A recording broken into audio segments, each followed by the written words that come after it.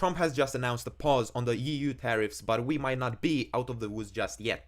In this video, I'll share exactly how I'm positioning and the top conferences I'm currently watching. If you find value in these videos, drop a like and subscribe so you never miss out on future updates like this. Now let's dive in.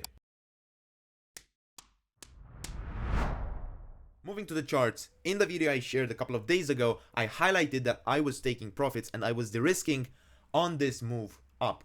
As there were some bearish confluences developing on the technical indicators, there were also some bearish confluences developing on the on-chain data I was tracking. Therefore, I made the decision to de-risk and secure some profits. So let's now go ahead and watch that portion of the clip. Therefore, over the last couple of days, I've secured some profits when we were moving up like this. And now I can publicly say that I have some cash exposure. Now there comes the question on whether this is a bearish reversal that precedes a major move to the downside before eventually we could see a move back to the upside, or whether this would end up being more of a short-term pullback before we have a continuation. In some of my prior videos, I highlighted the technical confluences, the on-chain data that we can track.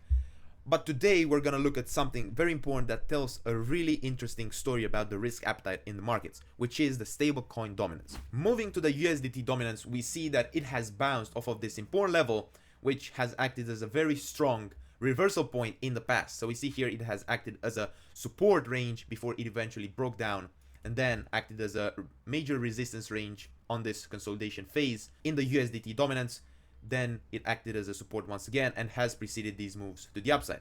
Now what's important to understand is how the USDT dominance correlates to the price action of Bitcoin. Whenever the USDT dominance goes down, there are moves to the upside in the crypto market. Conversely, when it goes up, there are moves to the downside in the crypto market as investors have a smaller risk appetite. Therefore, they swap their Bitcoin or their other crypto tokens for these stablecoins.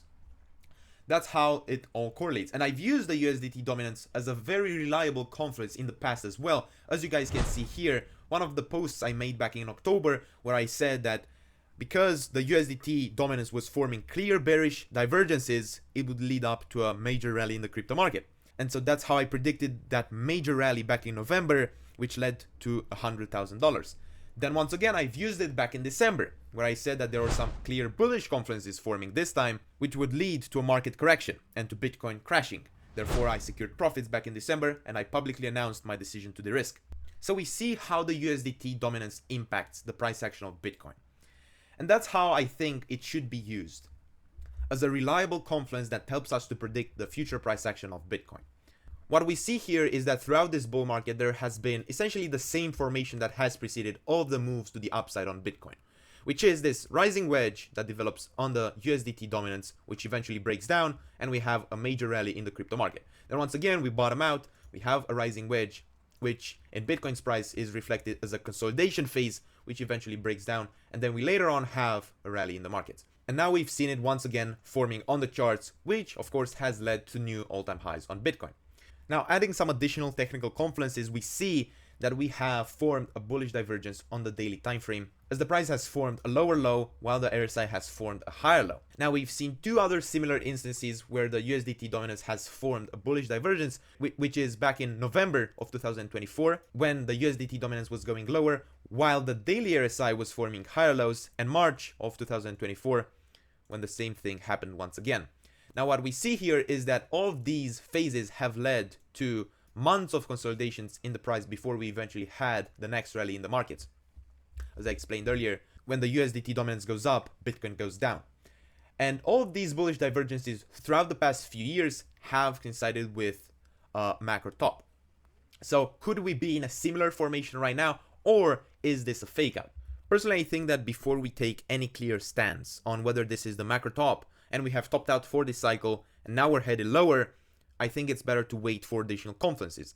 Though this bullish divergence is likely to lead to a few days of pullback on Bitcoin, which is why once again I've secured some profits after buying all throughout March and all throughout April. Now I'm able to increase my cash exposure to remain level-headed in these volatile markets. That's also how I think we can remain objective to our own analysis and remain objective to the market reality. By having cash and being prepared to buy on a pullback or being prepared to hedge once there are some bearish confluences forming, by having that ability, it gives us the opportunity to remain level-headed.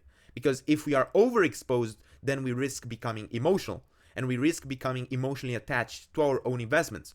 And that's how we can become biased, and that's how we can make lots of mistakes. Over the last couple of days, I received a question that I want to respond to. Why am I taking profits so quote-unquote early? The reason is I never try to time anything. This is also why I mainly use spot instead of leveraged positions. This is also why I have such a long time horizon perspective, because I never try to time anything. I believe that the best approach in the markets is to have a long-term outlook and have a long-term strategy that you stick to. Over the last couple of months, I've never tried to time the bottom. I only sticked to my strategy and to my system of hedging at range highs, then scaling out of my protective shorts, then rotating back into my spot holdings until it failed me. When it failed me, I flipped bullish, and now once again, I will do the same. So instead of trying to time the bottom, I just kept accumulating, kept increasing my exposure to Bitcoin, and I publicly announced this. I had the lowest cash positions since the 2022 bear market lows. And that's also what I'm doing right now. Instead of trying to time the top, I will gradually increase my cash exposure to position myself for bear market in the coming months. That doesn't mean I'm bearish or that I'm trying to time the top. As I've said in many of my prior videos, I expect the prices to keep going higher, and I expect a major emotional gap to form in the coming months. So returning to the USDT dominance, in the coming days, I expect it to make a move to the upside, which will lead to a short-term pullback in Bitcoin. Now, of course, I think that this pullback will only be the setup for the next move to the upside and would only flush the late longs that have been piling in over the last couple of days before we eventually have a continuation back to the upside. So how this would look like would be something like this.